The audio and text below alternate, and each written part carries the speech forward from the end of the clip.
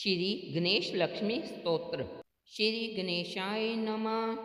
ओम नमो विघ्नराजाय सर्वसौख्यप्रदायिने दुष्टारिष्टा विनाशाय पराय परमात्मने लंबोदरं महावीरं नागयज्ञोपशोभितम् अर्धचंद्रधरं देवं विघ्नव्यूहविनाशनम्। ओम ह्रां ह्रीं ह्रूं ह्रीं ह्रौं राः हेम्बराय नमो नमः। सर्वसिद्धिप्रदोषितवं सिद्धिबुद्धिप्रदो भव। चिन्तितार्थप्रदस्त्व हि सततं मोदकप्रिया सिन्दूरारण्यवस्त्रैश्च पूजितो वरदायकः। इदं गणपतिस्तोत्रं यः पठेद् भक्तिमान् नरः तस्य देहं च गेहं च सव्यं लक्ष्मी नरमुञ्चति। पार्वती पंचक स्तोत्रम। श्री गणेशाय नमः। धराधरेन्द्र नंदनी शशांक मौलि संगनी सुरेश शक्तिवर्धनी नितांत कांत कामनी निशाचरेन्द्रमर्दनी त्रिशूल शूलधारणी मनोव्यथा विदारणी शिवं तनोतु पार्वती। भुजङ्गतल्पश्यामनि महोग्रकान्तिभागनि प्रकाशपुञ्जदायिनि विचित्रचित्रकारिणि प्रचण्डशत्रुघर्षणि दयाप्रवाहवर्षणि सदा सौभाग्यदायिनि शिवं तनोतु पार्वती। प्रकृष्ट सृष्टिकारिका प्रचंड नृत्य नर्तिका पिनाकपाणिधारिका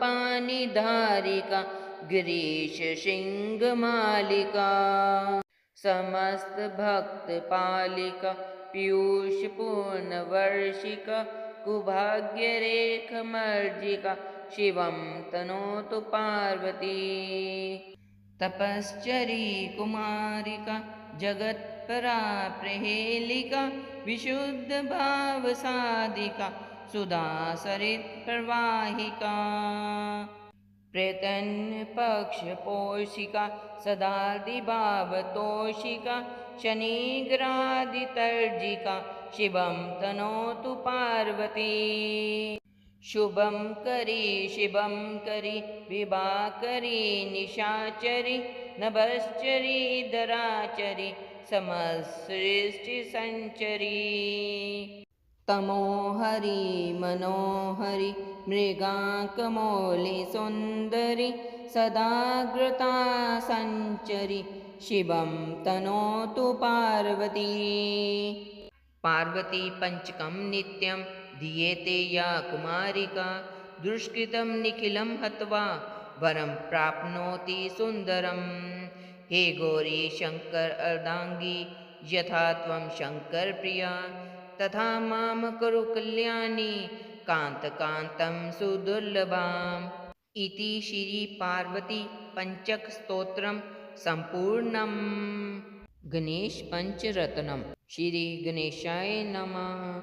मुदाकरात् मोदकं सदा विमुक्तिसाधकं कलाधराभतं सकं विलासिलोकरञ्जकम् अनायकैकनायकं विनाशितेव दैत्यकं नताशुभाशुनाशकं नमामि तं विनायकं न तेतरातिभीकरं नवोदितार्कभास्वरं न मत्सुरारिनिर्जरं न तादिकापदुद्धरम् सुरेश्वरं निधीश्वरं गजेश्वरं गणेश्वरं महेश्वरं तमाश्रये परात्परं निरन्तरं समस्तलोकशङ्करं निरस्तदैत्यकुञ्जरं दरेतरोदरं वरं वरेभवक्त्रमक्षरं कृपाकरं क्षमाकरं मुदाकरं यशस्करं नमस्करं निमस्कृतां नमस्करोमि भास्वरम् अकिञ्चनार्तिमार्जनं चिरन्तनोति भाजनं पुरारिपूर्वनन्दनं सुरारिगर्वचर्वणं प्रपञ्चनाशभीषणं धनञ्जयादिभूषणं कपोलदानवारणं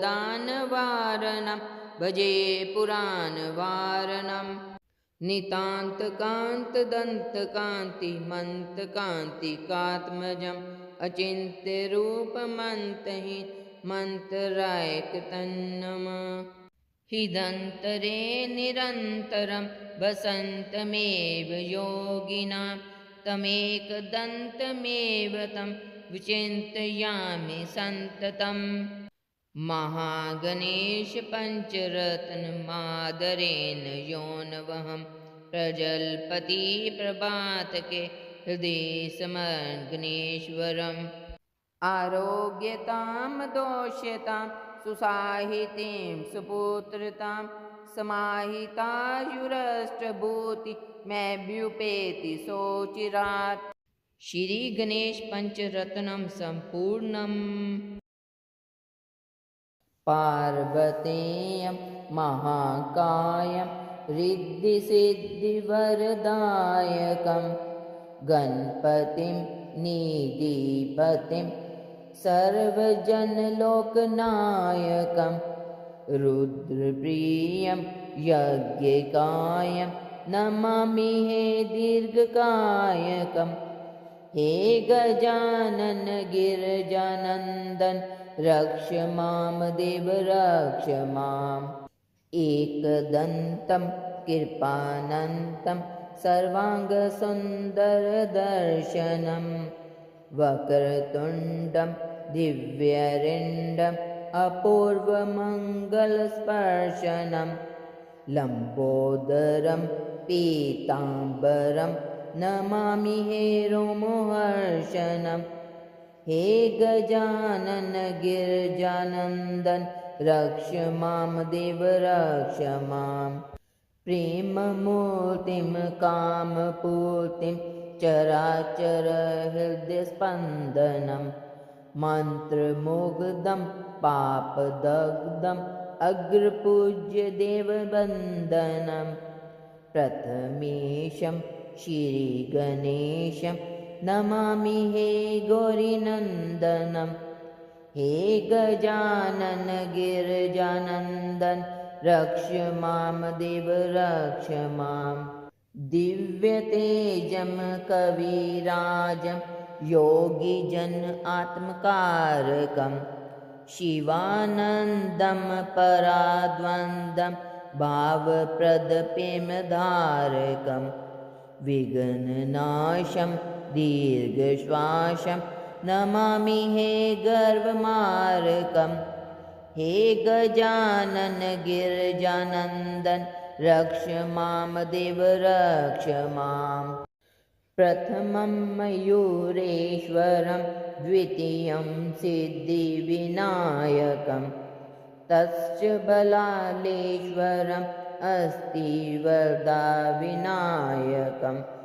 पञ्चमं चिन्तामणिदेवं षष्ठं च गिरिजात्मजं विघ्नेश्वरं महागणपतिं नमामि अष्टदेवं हे गजानन गिरिजानन्दन रक्ष मां देव रक्ष माम् तरुणी लभते वरं च प्रेतार्थी लभते प्रेममं वेद्यार्थी लभते वेद्यां च मोक्षार्थी लभते धाममम् अर्थार्थी लभते अर्थमं च कामार्थी लभते काममम् हे गजानन गिरिजानन्दन रक्ष मां देव रक्ष माम् श्री गणेशाय नमः। ओम स्मरामि देवदेवेश वक्रतुण्डं महाबलं वटक्षरं कृपासिन्धु नमामि ऋणमुक्तये महागणपतिं देवं महासत्वं महाबलं महाविघ्नहरं सौम्यं नमामि ऋणमुक्तये एकाक्षरम् एकदन्तम् एकब्रह्म सनातनम् एकमेवाद्वितीयं च नमामि ऋन्मुक्तये शुक्लाम्बरं शुक्लवर्णं शुक्लगन्धानुलेपनं सर्वशुक्लमयं देवं नमामि ऋन्मुक्तये रक्ताम्बरं रक्तवर्णं रक्तगन्धानुलेपनं रक्तपुष्पे पूज्यमानं नमामि ऋन्मुक्तये कृष्णाभरं कृष्णवर्णं कृष्णगन्धानुलेपनं कृष्णपुष्पे पूज्यमानं नमामि ऋन्मुक्तये पीताम्बरं पीतवर्णं पीतगन्धानुलेपनं पीतपुष्पे पूज्यमानं नमामि ऋन्मुक्तये नीलाम्बरं नीलवर्णं नीलगन्धानुलेपनं नीलपुष्पे पूज्यमानं नमामि ऋन्मुक्तये धूम्राम्बरं धूम्रवर्णं धूम्रगन्धानुलेपनं धूम्रपुष्पे पूज्यमानं नमामि ऋन्मुक्तये सर्वाम्बरं सर्ववर्णं सर्वगन्धानुलेपनं सर्वपुष्पे पूज्यमानं नमामि ऋन्मुक्तये भद्रजातं च रूपं च पाशाङ्कुशधरं शुभं सर्वविघ्नहरं देवं नमामि ऋन्मुक्तये यः पठेत् ऋन्हरं स्तोत्रं प्रातःकाले सुदिनरा षट्मासाभ्यन्तरे चैव ऋणच्छेदो भविष्यन्ति गौरीश अष्टकम् श्री गणेशाय नमः भज गौरीशं गौरीशं भज मन्दमते जलभवदुस्तर जल्दिसुतर्णं धैर्यं चित्ते शिवहर चरणम् अन्योपायं नहि सत्यं गयं शङ्कर शङ्कर नित्यं भज गौरीशं गौरीशं भज मन्दमते दारापत्यं क्षेत्रं विद्यं देहं गेहं सर्वं नित्यम् इति परिभाव्य सर्वं सारं गर्वविकृत्य स्वप्नविचारं भज गौरीशं भज मन्दमते मल्लवेचित्य पुनरवरीति पुनरपि जननी जठरोत्पत्ति पुनरप्याशकुलितं जठरं किं नहि मुच्यसि कथ्यश चित्तम् भज गौरीशं भज मन्दमते मायाकल्पितमेद्रं जालं नहि तत् सत्यं दृष्टिविकारं ज्ञाते तत्त्वे सर्वं सारं मा कुरु विषयविचारम् भज गौरीशं भज मन्दमते रज्जो सर्प ब्रह्मणारोप सत्वद ब्रह्मणि जगदारोप मिथ्या माया मोहविकारं मनसि विचार्य बारं बारं भज गौरीशं भज मन्दमते अध्वरकोटि गङ्गागमनं करुते योगं चेन्द्रियदमनं ज्ञानविहीने सर्वं तेन भवति मुक्तो जन्मशतेन भज गौरीशं भज मन्दमते सोऽहं हंसो ब्रह्मो वाहं शुद्धानन्दसत्त्वं परोऽहम् अद्वैतोऽहं सङ्गविहीने चेन्द्रिय आत्मनि निखिले लीने भज गौरीशं गौरीशं भज मन्दमते। शङ्कर किङ्कर मा करु चिन्तां, चिन्तामणिना विरचितमेतत्। ये सद्भक्त्या पठति हि नित्यं, भ्रमनिलीनो भवति हि सत्यं। भज गौरीशं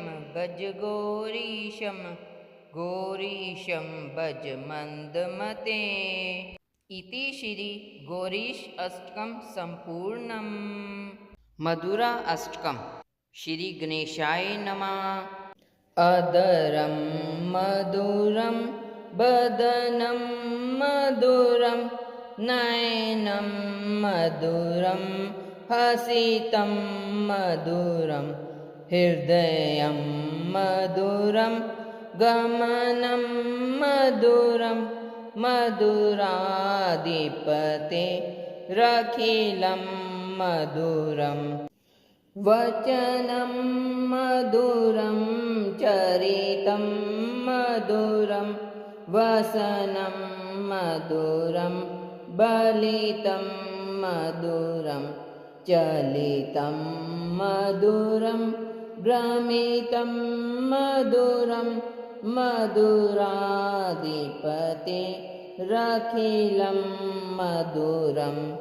वेणुर्मधुरो रेणुर्मधुरा पाणिर्मधुरा पादो मधुरो नृत्यं मधुरं सङ्ख्यं मधुरं मधुराधिपते रखिलं मधुरं।